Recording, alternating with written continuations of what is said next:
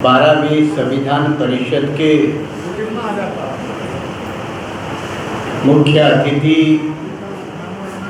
जिनको आपने गंभीरता से सुना वो हमारे मूवमेंट के जिम्मेदार साथी आदरणीय एडवोकेट राजेंद्र पाल गौतम जी,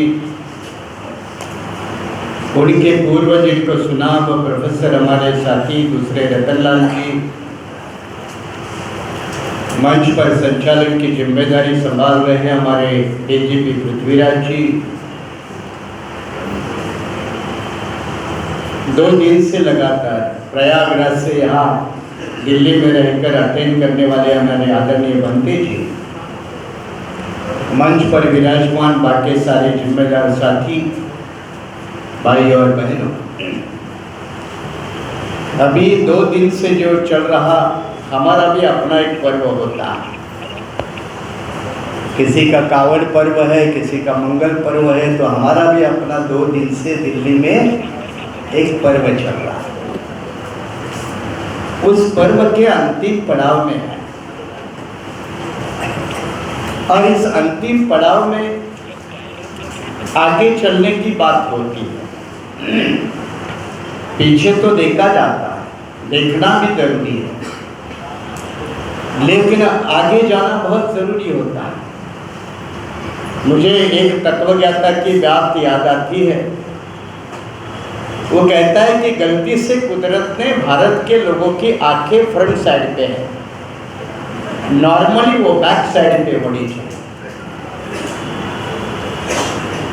क्योंकि उनको पीछे देखने की बहुत आदत है, आगे चलने की कम आदत है। अगर वो फिलोसोफर की इस बात को ध्यान में रख ले तो भारत के 90% आदमी अतीत में जीते हैं।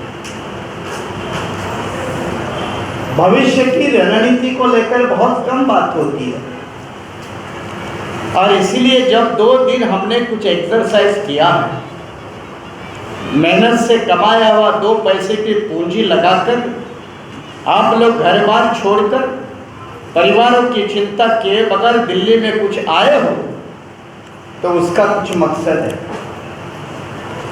और ये मकसद को मैंने कल भी जिक्र किया और आज समापन के समय में भी उसका जिक्र करना बहुत ज़रूरी है, क्योंकि हमारी कोई भी एक्टिविटी ये गोल ओरिएंटेड एक्टिविटी होनी चाहिए, किसी पर्पस के लिए जुड़ी हुई एक्टिविटी होनी चाहिए।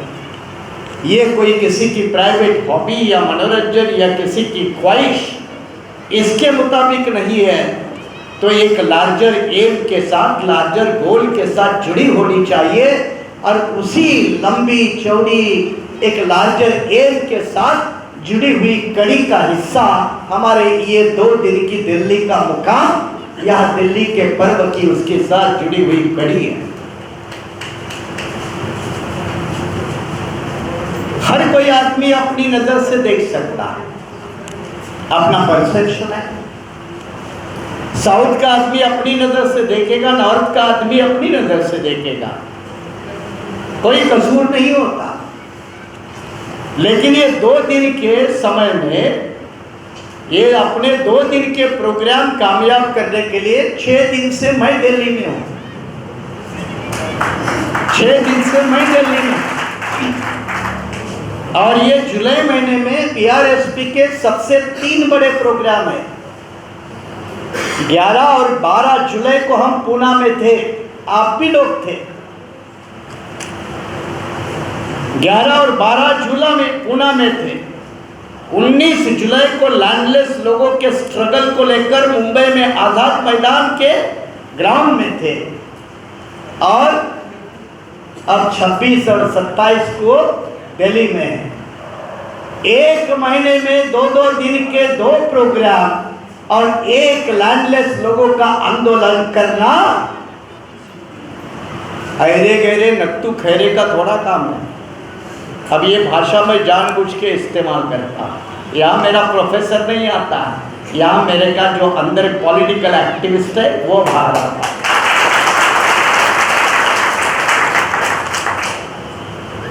पाँच दिन में कोई कहेगा भाई साधन कहाँ से लाते हो, तो अभी मैं मंच पे बैठा था, 10 रुपये तो आपने सामने देखा, तो वो 10,000 का चेक, लेकिन चुपके से मेरे साथ मेरे जेब में 70,000 रुपये ला के रखे हैं एक पार्टी के साथी ने, पार्टी के साथी ने। कितने 70,000। अब आप कहोगे दिल्ली वाले के किसी बड़े आदमी ने दिए होंगे तो मुझे क्यों देगा, वो तो इनको देगा, मैं थोड़ा दिल्ली का रहने वाला हूँ। मैंने उसको पूछा ये कहाँ से आए, उसने कहा ये लिस्ट है अपने पार्टी के कार्यकर्ता किसने किसने पैसा दिया, ये बीआरएसपी की ताकत है।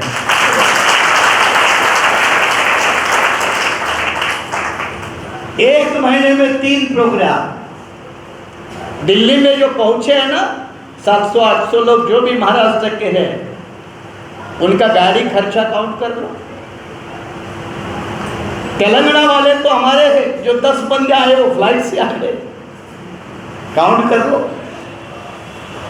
गुजरात वाले भी हमारे कुछ साथी फ्लाइट से आए,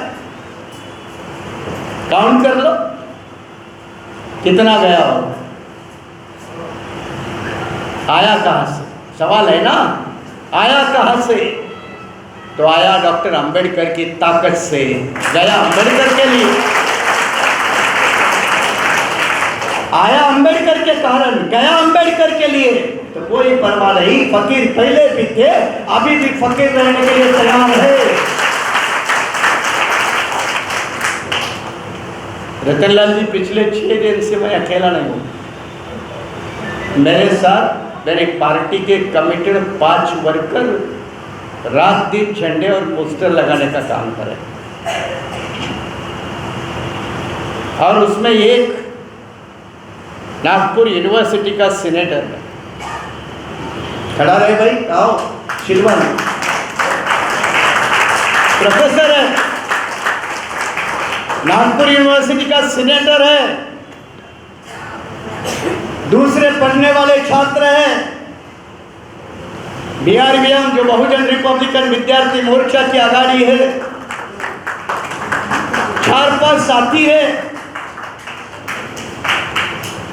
किसी दिल्ली वाले की मदद लिए मगर रात दिन खुद पोस्टर और झंडा लगाने का काम रास्ते पे करते हैं। जोरदार तालियां बजाओ उन सभी के लिए।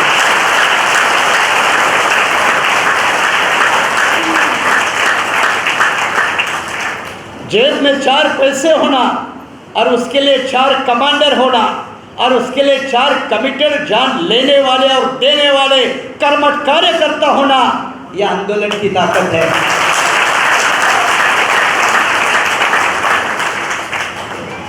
सिखिज्म में तो पाची ग्रंथि चले थे ना, बुद्धिज्म में पाची थे, पंच प्यारे पाची थे। सोच समझ कर चलते हैं, लेकिन जब सोच समझ कर चलते हैं तो मैंने कहा ना, पीछे देखना तो जरूर चाहिए, लेकिन इतना भी नहीं देखे कि सारे आप आगे देखना भूल जाए। और नॉर्थ के लोगों को कुछ तथ्यों को साउथ से समझना होगा, खास करके पढ़े लिखे तबका जो अपना है, जो रिसर्च करता है, क्योंकि उनको तथ्य दूर रहते हैं, क्योंकि वो ना ज़्यादा अंग्रेजी में है, वो रीजनल भाषा में है। बात केरल की है, बात तमिलनाडु की है, बात कर्नाटक की है।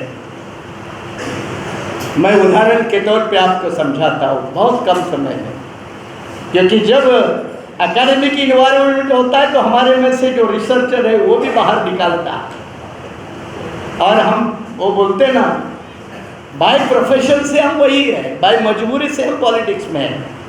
बाबा साहब को भी ये सवाल पूछा था, भाई आप राजनीति में क्यों? लोकमान्य तिलक को भी यही पूछा था, क्यों राजनीति में हो? लोग राजनीति में अलग अलग मकसद के लिए आते हैं। कुछ लोगों को प्रोफेशनल पॉलिटिक्स करनी होती है और कुछ लोगों को मिशनरी पॉलिटिक्स करनी होती है। हम मिशनरी पॉलिटिक्स के लिए राजनीति में हैं।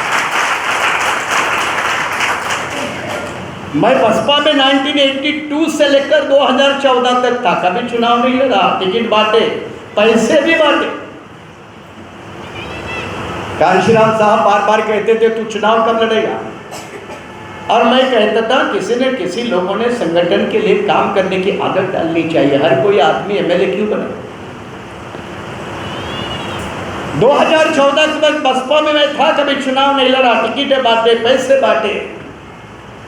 पढ़े लिखे लोग इतने भी हैं महाराष्ट्र में, तो उनकी एक अच्छी तादाद है जिनका एक बखूबी के साथ मूवमेंट के लिए हम लोग इस्तेमाल करते हैं। या हमारे प्रोफेसर पिसे हैं, ओबीसी समाज के हैं, सामने बैठे हैं, सीनेट वो भी मेंबर नागपुर नागपुर यूनिवर्सिटी के रह चुके हैं। कई सारे साथी हैं जो बड़ी लगन के साथ मूवमेंट को कामयाब करना चाहते हैं। लेकिन भाई जब नॉर्थ में कदम रखा है तो कुछ तथ्य हमारे सामने है जो नॉर्थ वालों को भी समझना बहुत जरूरी है। और उसके लिए मैं आपको याद दिलाता हूँ, डॉक्टर टीएम नायर का आप लोगों ने नाम सुना होगा। बहुत कम लोग डॉक्टर टीएम नायर को जानते हैं। तब केरला स्टेट नहीं था, तब कर्नाटका स्टेट नहीं था, सिर्फ साउथ इंडिया प्रोविंस था, मद्रास प्रेसिडेंसी थी। और डॉक्टर टीएम नायर, नायर मतलब तो आप समझते हैं, आज के नायर को तो आप समझते हैं, लेकिन उसमें से ये कहीं नायर बुद्धिज्म के मूवमेंट को फॉलो करते थे, बहुत कम लोगों को पता है। इसलिए बॉम्बे में अगर आप आएंगे तो आप नायर हॉस्पिटल मिलेगा। नायर हॉस्पिटल के एंट्री पॉइंट में किसी भगवान की मूर्ति नहीं है, वो भगवान बुद्धा की मूर्ति है। और ये नायर हॉस्पिटल बनाने वाले जो नायर फैमिली थी, वो जो मुंबई में वर्ली इलाके में रहती थी। वर्ली इलाके में कौन रहता था? सारे फिल्म स्टार रहते थे, सारे फिल्म स्टार। रईस इलाका, मैं तो बीडीडी चाल में वर्ली में ही रहता था, हमारा अपना 5 स्टार अलग था, उनका 5 स्टार अलग था। हमारा 5 स्टार 10 बाई 10 कमरे वाला था, कॉमन टॉयलेट बाथरूम वाला था, उनका 5 स्टार समुद्र के किनारे पे होता था। और समुद्र के किनारे में बेहतरीन काफी जमीन में फैला हुआ नायर का रेसिडेंस है, आज भी है। वो नायर के रेसिडेंस में बुद्धिज्म बाबा साहब के पहले बुद्ध विहार बना हुआ आज भी है।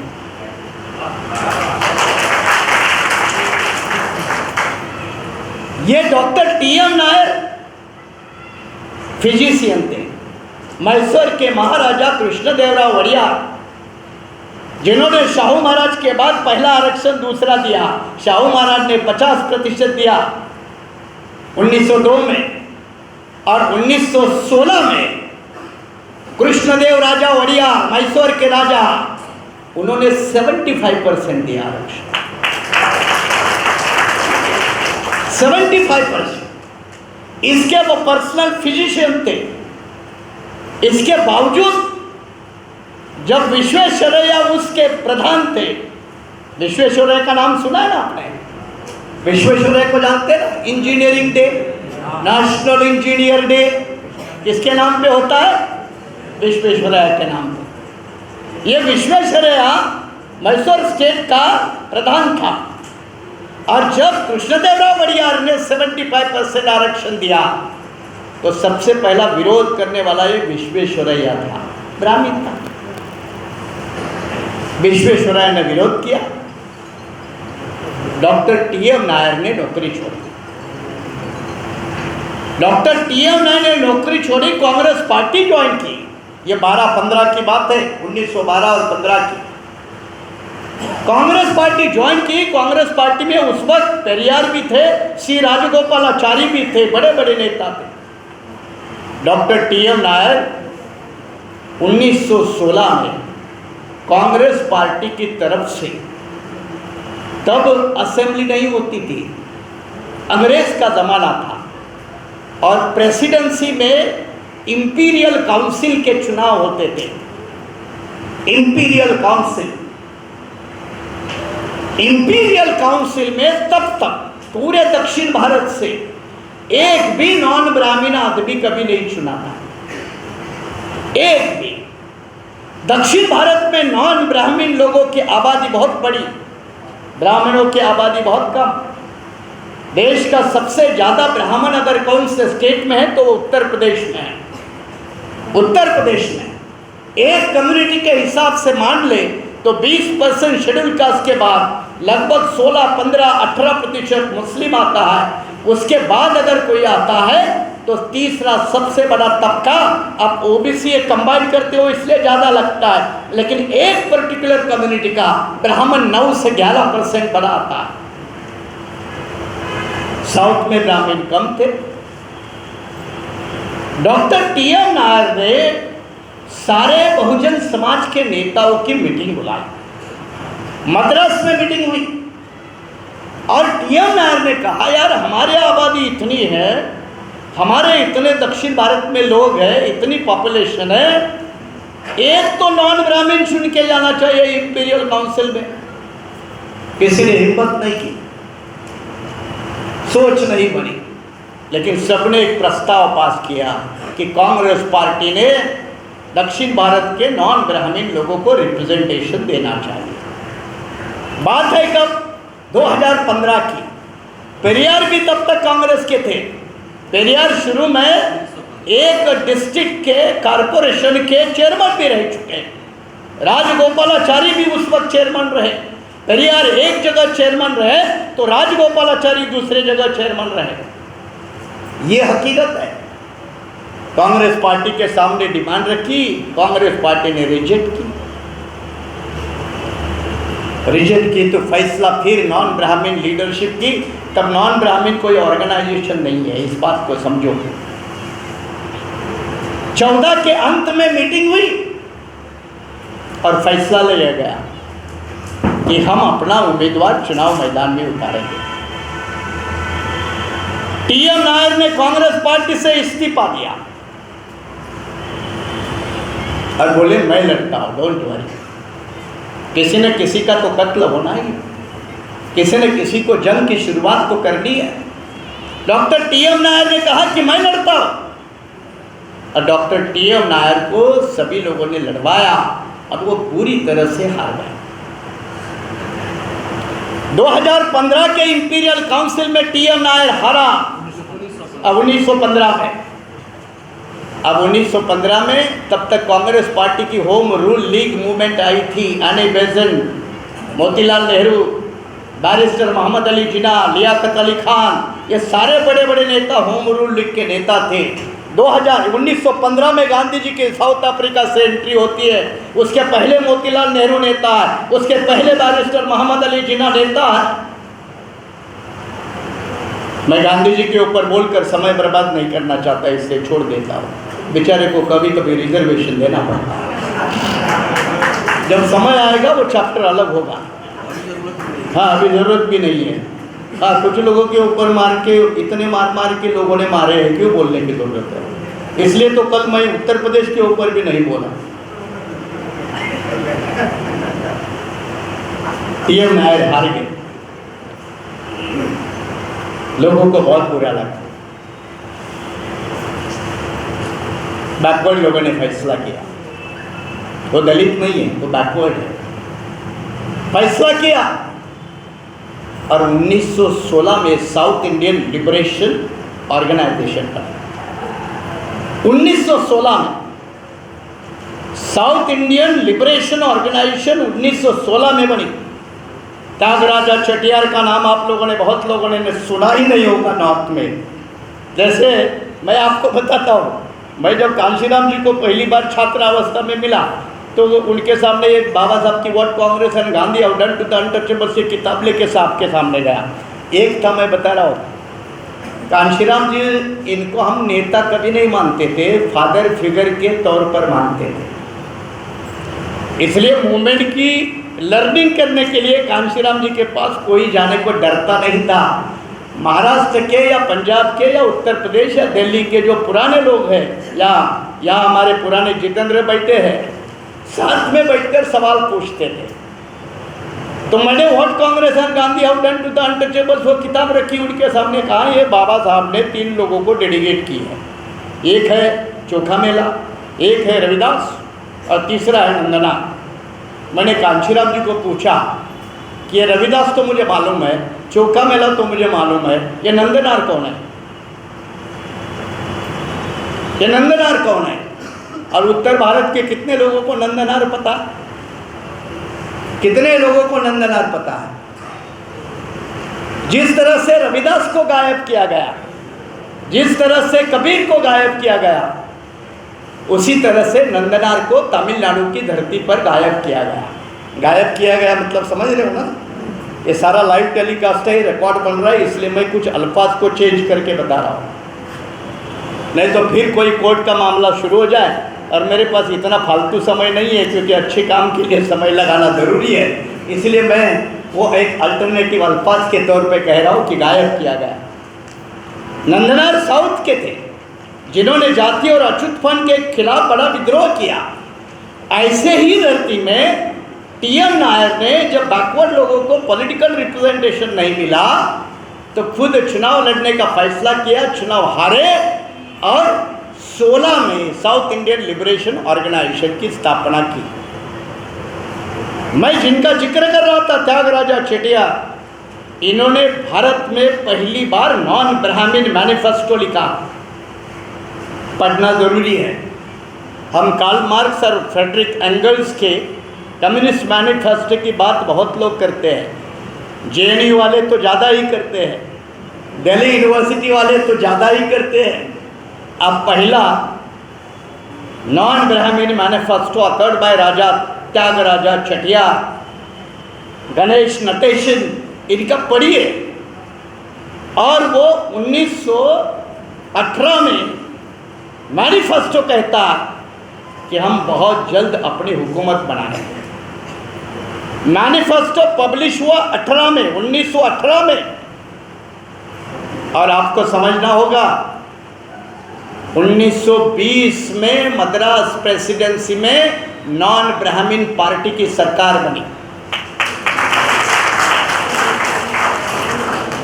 नॉन ब्राह्मण मैनिफेस्टो को दूसरा कदम, उसके पहला कदम 1916 में जस्टिस पार्टी का गठन हुआ। जस्टिस पार्टी भी 1916 की है। नॉन ब्राह्मण मैनिफेस्टो 18 का है।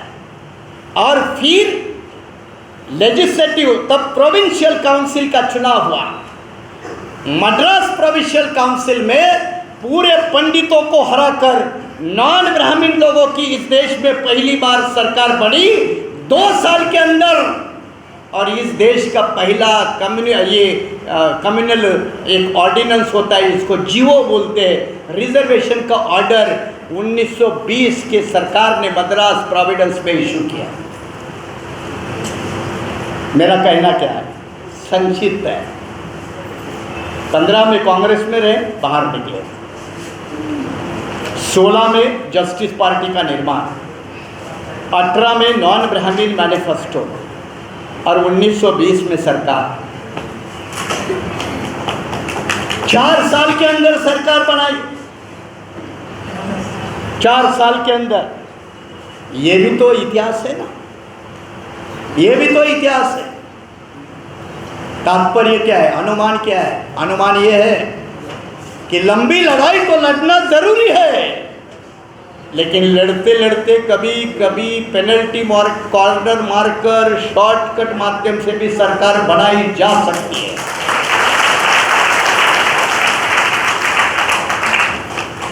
अब इसमें फिर बोलोगे कैसे?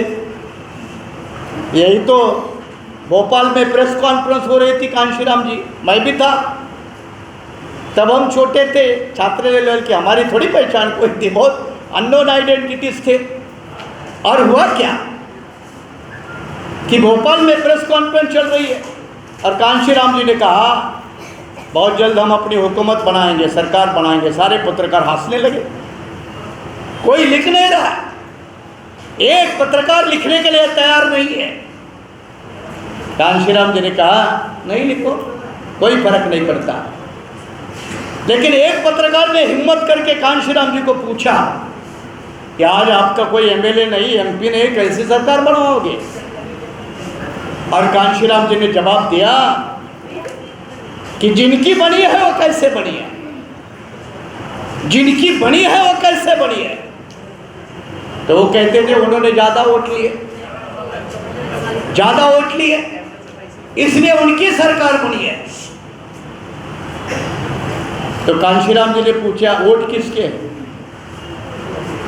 तो पत्रकार ने कहा तो आप ही के लोगों के, कोई दलित के है, कोई आदिवासी के है, कोई पिछड़े के है, या आप ही के लोगों के वोट है। तो कांशीराम जी ने कहा मेरे लोगों के वोट, सरकार उनकी। एक दिन यही खेल मैं खेलूंगा, यही एक दिन खेल खेलूंगा। ये लोग भरे मेरे लोगों के वोट लेकर चले जाए, उन वोटों के आधार पर चुने हुए लोगों का गधे घोड़े करके इस्तेमाल करके मैं अपनी सरकार बनाऊंगा।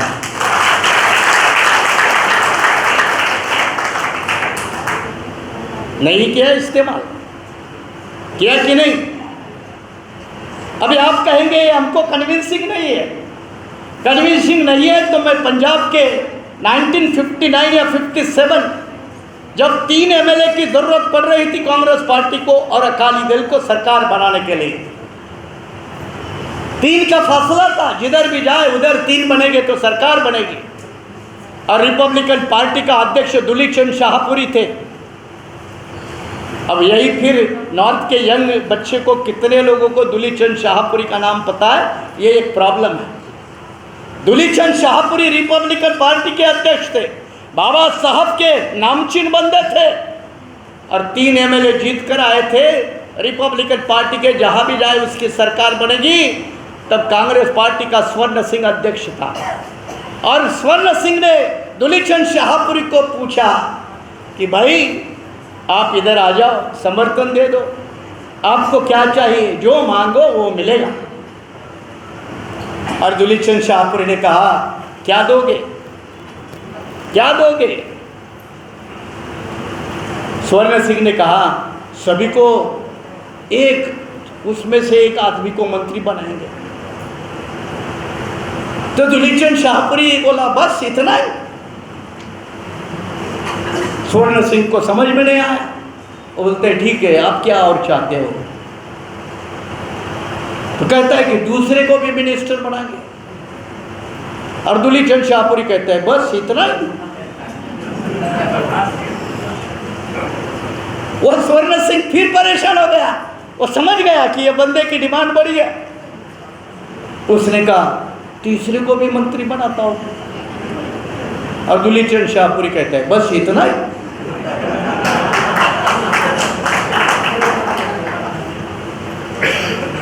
अब स्वर्ण सिंह कहता है आपके 3 एमएलए सब मिनिस्टर हो गए और क्या चाहिए? फिर दुलीप चंद कहता है बस इतना ही। वो एक लफ्ज के आगे नहीं गया। तो फिर स्वर्ण सिंह कहता है आपके रिपब्लिकन पार्टी के तमाम सारे बड़े नेताओं को किसी मंडल का अध्यक्ष, चेयरमैन वगैरह होते ना, ये सब बना देंगे। तो दुलीप चंद कहता है बस इतना ही। आखिर स्वर्ण सिंह परेशान होता है, कहता है आखिर चाहते क्या? और दुलीप चंद शाहपुरी कहता है भिखारी समझ के रखा है क्या तूने हमको? यही बात समझ लो, अम्बेडकर आंदोलन के नेताओं को यह भाषा समझनी पड़ेगी। दुलीप चंद शाहपुरी कहता है भिखारी समझ के रखा है, ये ले लो, वो ले लो, ये ले लो, वो ले लो, देना है तो मुख्यमंत्री की कुर्सी दे दो वरना बात पे चलेगा।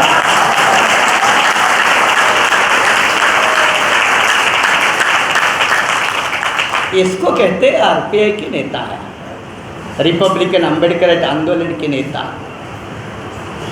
नहीं तो उदाहरण दे दूं, फिर जलती हुई आग के ऊपर नमक छिड़कने वाला। 2007 में 8 एमएलए थे बसपा के उत्तराखंड में, 25 एमएलए थे कांग्रेस के और अपोजिशन के भी लगभग उतने ही थे। उसमें से उत्तराखंड क्रांति दल एक पार्टी थी यूकेडी, उसके 3 एमएलए थे। उत्तराखंड विधानसभा 70 की है, दिल्ली वाली जैसी है, 70 की है, सबसे कम लिमिट 70 का, 70 का तो 35 तो 50% होते हैं। कांग्रेस के पास 25 है, 3 यूकेडी वाले हैं। यूकेडी वाले ने शर्त रखी कि बसपा के 8 अगर कांग्रेस के साथ मिलकर सरकार बनेंगे तो हम आपको समर्थन देंगे, वरना नहीं। आए बसपा के पास, मैं अभी भी बता रहा हूँ, उस वक्त के जो बसपा के कोऑर्डिनेटर थे उसमें राजभर भी थे, प्यारेलाल जाटव भी था, और एक बंदा था, मैं नाम लेकर बता रहा हूँ क्योंकि आप फैक्ट को वेरीफाई कर सकते हैं। और तब मायावती कहते क्यों सरकार बनाने के चक्कर में पड़ते हो, जाने दो।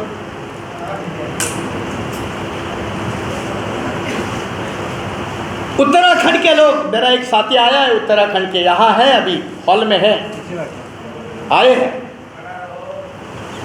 बसपा के 8 एमएलए जिधर जाएंगे उसकी सरकार बनती है। एक कोऑर्डिनेटर ले जाता है, बहन जी मौका है सरकार बनाते। 2007-8 की बात है।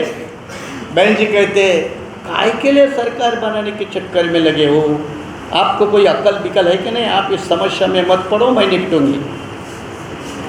इसने निपट लिया, इसने निपट लिया। 8 आमदारों को कोई आदेश नहीं दिया। उत्तराखंड में 2012-7 में तो अपनी सरकार बनी, लेकिन उत्तराखंड में भी पहला अपना सीएम बन सकता था, नहीं बनने दिया, नहीं बनने दिया। एक तरफ दुलीचंद शाहपुरी है जो 3 एमएलए के बदौलत चीफ मिनिस्टर होने का सपना पंजाब जैसे स्टेट में देखता है, और एक तरफ मायावती है जो 2007 और 8 में उत्तराखंड में 8 एमएलए होने के बावजूद भी सरकार नहीं बना सकती। ये 2 पोल अपार्ट्स है, ये 2 अलग अलग मॉडल है। अब ये मॉडल में कौन सा मॉडल पकड़ना और कौन सा मॉडल छोड़ना, ये हम लोगों को फैसला है ना, ये फैसला किसका है? लेकिन लोगों के सामने ये मॉडल तो रखने पड़ेंगे, और जब मॉडल रखे जाएंगे तो let the people decide which kind of the model they should accept, कौन सा मॉडल उन्होंने पसंद करना चाहिए। लेकिन बुद्धिमान लोगों ने ये सारा तथ्य समझकर एक संशोधन करके ये भी सारे तथ्य लोगों के सामने रखने की ज़रूरत है, और ये कम लेवल का तबका उत्तरी भारत में है, इसमें भी कोई 2 राय नहीं है। अब जब इसी में डिटेल में जाते तो बाबा साहब की भी बात देख लो। बाबा साहब सक्रिय राजनीति में आए कब? 1920 के बाद। 1924 में तो उनका नॉन पॉलिटिकल ऑर्गेनाइजेशन है। उनकी पार्टी कब की है? उनकी खुद की पहली पार्टी 1937 की है। जिंदगी की पहली पार्टी 1937 की है। बाबा साहब की कोई पार्टी नहीं थी। लेकिन जब 1915 में 15-16 के बीच में एक अंग्रेज़ों ने कमेटी भेजी थी मुंबई में, जिसका नाम है मुड्डे साउथ ब्यूरो कमीशन, और यह साउथ ब्यूरो कमीशन के सामने अछूतों को अपनी तकरार रखनी थी, तो सरकार की तरफ से किसको डेप्यूट किया था? सरकार की तरफ से उस वक्त एक जस्टिस थे, जस्टिस चंदावरकर, ये अनटचेबिलिटी के खिलाफ काम करते थे, उनको नॉमिनेट किया था। चंदावरकर के साथ दूसरे साथी थे, कौन? विठल राम जी शिंदे, जिनकी एक बहुत रिसर्च वाली एक किताब है, the problem of the Indian untouchables, ये भी उनकी किताब है, और उनको डॉक्टरेट मिली है, मराठा कम्युनिटी के हैं। उनका भी जाति और अनटचेबिलिटी के खिलाफ उनका बड़ा काम रहा। तो ये विठल राम जी शिंदे और जस्टिस चंदावरकर ये अनटचेबल का पक्ष रखने वाले थे। बाबा साहब को जैसे भनक लगी 1916, 15-16 की बात है। अब बाबा साहब की उम्र क्या है देखो, बाबा साहब की उम्र 15-16 में क्या, ये 15-16 और वो 8, 24-25 साल की उम्र है बाबा साहब, 24-25 साल की है। आजकल के तो कहे गधों को उम्र 60 पार होने के बाद भी अकल नहीं आती, और कहते हैं ना कुछ लोगों को विजडम टूथ आता है ना, तो क्या बोलते हैं आप इधर उत्तरी भारत में? अक्लदार। कुछ लोगों को तो मरते दम तक नहीं आती हो। अब बाबा साहब की उम्र 25-26 साल। बाबा साहब को इनवाइट नहीं किया था वो कमेटी ने। बाबा साहब जाके मिले उस वक्त बॉम्बे के गवर्नर को। अब बाबा साहब ने कहा I am the first untouchable graduate of Bombay university. ये है बयान। I am the first graduate from the untouchable community from this Bombay presidency, Bombay university. मुझे अपने लोगों के बारे में बयान देना। शुरू में गवर्नर कहता है आपको इनवाइट नहीं किया। बाबा साहब फिर कोशिश करते हैं, तब तक शाहू महाराज जिंदा है। शाहू महाराज इंटरफेयर करके मदद करते हैं और बाबा साहब को साउथ ब्यूरो कमीशन के सामने अपनी बात रखने का मौका मिलता है। और मौका मिलता तो वो कमीशन को भी ऐसा लगा कि अंबेडकर भी क्या मांगेगा, 24-25 साल का लड़का है, ये भी बाकी दलित नेता के जैसे कहेगा मेरे लोगों को खाने को अनाज नहीं है, पीने को पानी नहीं है, रहने के लिए घर नहीं है, चलने के लिए रास्ता नहीं है, ऐसे सारे भिखमंगे डिमांड करेगा।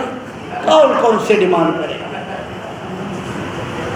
यही डिमांड चंदावरकर कमेटी ने की है, यही डिमांड विठल राम जी शिंदे ने की है। बाबा साहब जो पहुँचे और वो साउथ ब्यूरो कमीशन ने पूछा कि अंबेडकर तुम्हारे लोगों को क्या चाहिए। उन्होंने अंबेडकर को अंडर एस्टिमेट किया। अंबेडकर ने भी अपना अंदाज लगने नहीं दिया। मैं अंबेडकर ये जो शब्द कर रहा हूँ वो इनडिफरेंट लैंग्वेज की हैसियत से कर रहा हूँ, डिसरिस्पेक्ट हैसियत की तरफ से नहीं, क्योंकि वो लैंग्वेज में मैटर करती है। अंबेडकर क्या चाहिए? और बाबा साहब कहते हैं मुझे कुछ नहीं चाहिए। तो आप आए हो क्यों? अपने लोगों की बात लेकर आया हो, तो अपने लोगों के लिए तो मांगो। अब ये जो मांगो है ना शब्द, हम इसके ऊपर बहुत मजाक करते थे। महाराष्ट्र में शेड्यूल कास्ट में एक मांग कम्युनिटी है, मांग समझते हैं? हाँ, तो इनका एक डेलीगेशन इंदिरा गांधी को मिलने को गया था। जब वो प्रधानमंत्री थी तो उसको डेलीगेशन एक गया था, तो वो डेलीगेशन को पूछा ये कौन से समाज के, इंदिरा गांधी को भी ज़्यादा कास्ट मैटर नहीं करता था। उसने पूछा कौन से बिरादरी के, कौन से जाति के हैं, तो बोले मांग है। हाँ, तो इसके समझ में नहीं आया। बोले मांगो, क्या मांगे?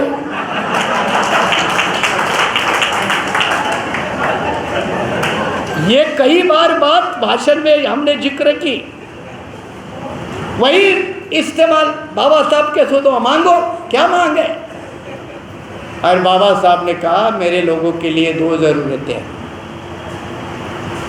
एक, उनको वोट का अधिकार चाहिए, और दूसरा, उनके लिए अलग चुनाव क्षेत्र चाहिए। बाबा साहब अम्बेडकर के ज़िंदगी की पहली ये दो डिमांड है। कोई पानी नहीं मांगा, कोई खाना नहीं मांगा, किसी को सिक्योरिटी नहीं मांगी, किसी को बंगला नहीं मांगा, किसी को MP MLA बनने का पद नहीं मांगा। अपने कम्युनिटी को राइट टू वोट, वोट का अधिकार मांगा।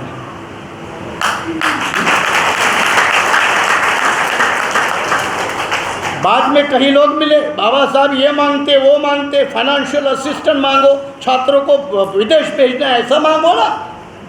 बाबा साहब ने कहा कितने लोगों के लिए मांगो? 10-20, 20-50, उससे क्या होगा? कई लोगों ने कहा इतनी जुल्म हो रही, जाति हो रही, पानी नहीं दे रहे, कोई हाथ नहीं लगाता है। बाबा साहब ने कहा क्या हुआ फिर? तुम भी तो जिंदा हो, मरे तो नहीं, मैं भी तो तुम्हारे सामने हूँ, मैं भी तो मरा नहीं। इतना सारा जुल्म जाति होने के बावजूद भी हमारा कोई पूरा वंश सहार नहीं हुआ है। ये लफ्ज़ है, पूरी हमारी बिरादरी कम्युनिटी नहीं मरी है। तुम भी तो जिंदा हो, मैं भी तो जिंदा हूँ। मैं भी पीढ़ लग कर आया हूँ कोलंबिया से, दुनिया के विश्वविद्यालय से पढ़ के आया, हम भी तो जिंदा। ये ऐसे जीने वाली डिमांड रखने के बजाय मरना जरूरी है। और फिर अम्बेडकर कहते पीढ़ियों के बारे में सोचो, उनके अधिकार के बारे में सोचो। 10 मरेंगे, 100 मरेंगे, कोई परवाह नहीं, लेकिन आने वाली नस्लें कभी गुलाम नहीं होगी। इसी का इंतजाम करने वाला आंदोलन करो।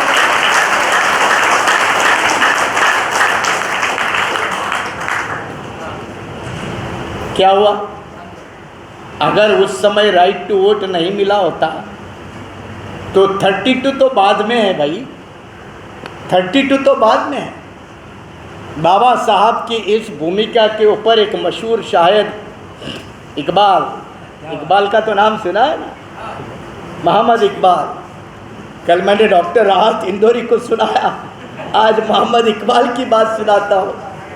मोहम्मद इकबाल कहते हैं, अरे 2-4 क्या सारे ज़माने के बावजूद, 2-4 क्या सारे ज़माने के बावजूद हम नहीं मिट सकेंगे मिटाने के बावजूद।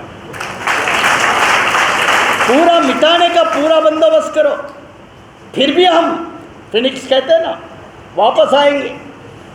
और बाबा साहब के भाषा में तो क्रांति प्रतिकृति तो यही नज़र आती है ना। और इसीलिए बाबा साहब ने गांव खेड़े में रहने वाले लोगों को, एक 1922-23 का उनका भाषण है मराठी में, गांव के लोगों को समझाते हैं। क्या समझाते? भाई एक वो दूसरी जगह एक देश है, अब वो ग्रामीण लेवल के लोगों को समझाना है। वहाँ के लोगों को कहते हैं वो एक ग्रीक नाम का एक बड़ा देश है, वहाँ भी अपने जैसे अनटचेबल लोग हैं, अछूत लोग हैं, जाति का शिकार लोग हैं। उनको भी अपना नेता नहीं मिलता, उनका भी अपना मुक्ति का मार्ग लड़ने वाला कोई नेता नहीं मिलता। क्यों नहीं मिलता? क्योंकि उस देश में एक डिमेटर नाम की गॉडेस है, देवता है। वो गॉडेस जिसको अप्रूवल करती है वही आदमी नेता बनता है। गॉडेस डिमेटर नाम की, ये जिसको आशीर्वाद देगी, अप्रूवल देगी, वही आदमी उनका नेता होता है। तो लोग पूछते वो देवता अप्रूवल कैसे देती है? तो ग्रीक में कल्चर है, पंडित जी के माध्यम से देती है, पुजारी के माध्यम से। और वहाँ भी सारे पुजारी अपर कास्ट, ऊपर वाले, हाँ, ऊपर फर्स्ट फ्लोर सेकंड फ्लोर होता है ना वो। जब भी ग्रीक में यह मामला उठा कि ये डाउन टोलन का नेता कौन होगा, तो ग्रीक कल्चर में फैसला डिमेटर देवता करेगी। डिमेटर फैसला करेगी, किसके माध्यम से करेगी? पंडे के माध्यम से करेगी। पंडा कौन? Upper caste. तो जब भी ऐसा कोई मामला गया ना वो डिमेटर के देवता के पास मंदिर में, तो आशीर्वाद कौन देगा? वो देवता। देवता मतलब कौन? पंडा। पंडा मतलब कौन? अपर कास्ट वाला। तो जो जितना नालायक और कमीना और बिकने वाला हरामखोर होता था तो आशीर्वाद मिलता था। मैं ने क्या कहा? जितना कमीना, जितना बिकने वाला, जितना चमचा, जितना दलाल, जितना हरामखोर होता था तो डिमेटर देवता उसको बहुत जल्दी आशीर्वाद देती थी। आशीर्वाद पंडित के रास्ते से आता था। और कोई पढ़ा लिखा, मजबूत, जेन्युइन, कैपेबल आदमी आता था, इसको नेता बनाना है क्या? नहीं। डिमेटर देवता नाराज होती थी, आशीर्वाद नहीं देती थी। बाबा साहब ने कहा आंदोलन के रास्ते से जो कमाओगे, धर्म के नाम पर कमी गवाओगे नहीं, इस बात को समझ लेना। नहीं तो आंदोलन के रास्ते से कमाओगे और धर्म के नाम पर गवाओगे तो फिर एक बड़े नुकसान की तरफ जाना होगा। डिमेटर के चक्कर से बाहर निकलो, उसके पुजारी के चक्कर से बाहर निकलो, उसके पंडे के चक्कर से बाहर निकलो। अब बाबा साहब की ये मिसाल आपको क्या मैसेज देती है? मैसेज यही देती है कि धर्म के प्रभाव में, कोई भी धर्म हो, इतना मत जाइए। जैसे उत्तर भारत में मैंने कल जिक्र किया, हरिद्वार में 5.5 करोड़ कावड़धारी, वो सारे कौन से बिरादरी के हैं। और मैं दिल्ली में घूम रहा था गौतम जी 4 दिन पहले, साले सेपरेट उनके लिए पैसेज बनाए रोड पे। मैंने कहा हनुमानधारी लोग जल्दी सुधर गए। हनुमानधारी मतलब गौतम जी से गुस्सा, बुद्धिज्म को लेकर गौतम जी के बुद्धिज्म को लेकर गुस्सा है, लेकिन यहाँ हनुमानधारी बनकर कावड़धारियों के लिए बड़ा रास्ता बनाया, बड़ी व्यवस्था की थी, पानी, लाइट, पुलिस, सब स्वागत करने के लिए। मैं बोला यही तो विकास का नाम है क्या? इसलिए तो गुजरात में कहते हैं विकास गांडो थयो छो, पागल हो गया। ये गुजरात की कंसेप्ट है। इस तरह के धर्म के नाम पर जब कोई समाज अधिकार गवाता है तो बाबा साहब ने कहा इससे भी सावधान रहे। और आखिरी बात बाबा साहब ने जो कही ना, बाबू जगजीवन राम को तो आप अच्छी तरह से जानते हैं, उत्तर भारत में हर कोई जानता है। मालूम है इनका एक बार हवाई जहाज़ से गिरकर एक एक्सीडेंट हुआ था और जगजीवन राम जी को अस्पताल में दाखिल किया था। सोहनलाल शास्त्री की किताब पढ़िए, उसमें रेफरेंस आपको मिलेगा। दाखिल किया था